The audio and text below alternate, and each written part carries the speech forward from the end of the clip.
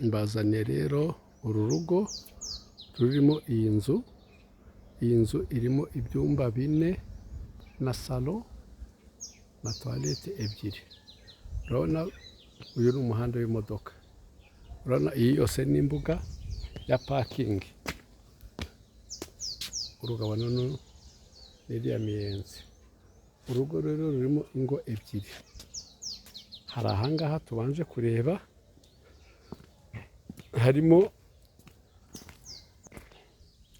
harimo iyi chambrette, hakabamo n'iyi miryango, douche na toilette, byaba ngombwa n'inzu y'umukozi. Mu gikari cy'iyi nzu rero ngaha, ngiyi ya nzu mu gikari, murabona uko iteye. Urabona ko ifite ubuso buhagije. Iyi nzu iteretsemo ubuso burenga 420 na kangahe. Ikaba ifatanye n'ubundi butaka nanone bufite 287.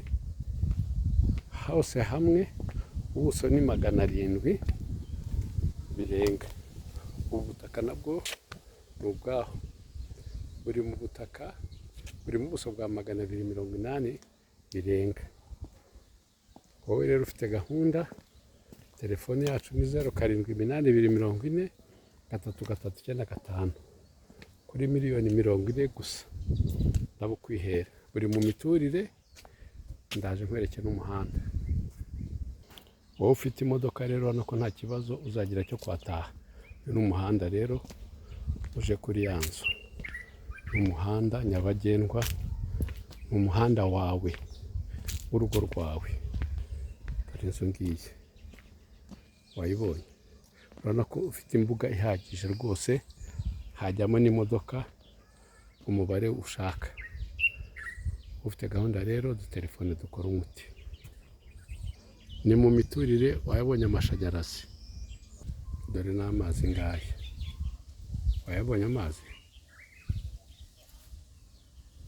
Murakoze, mugire umunsi mwiza, mugire n'amahoro y'Imana.